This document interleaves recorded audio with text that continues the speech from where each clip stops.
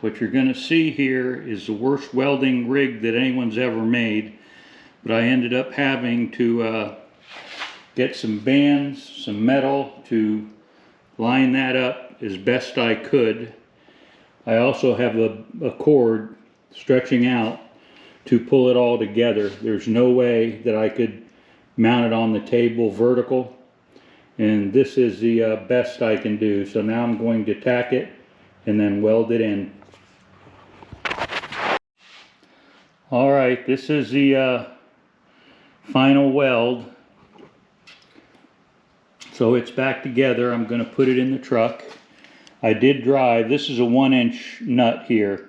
I don't know what size the shaft is, but I did drive that in, and I'm going to cut this off with a grinding wheel when I get it to Tennessee. But there you have it.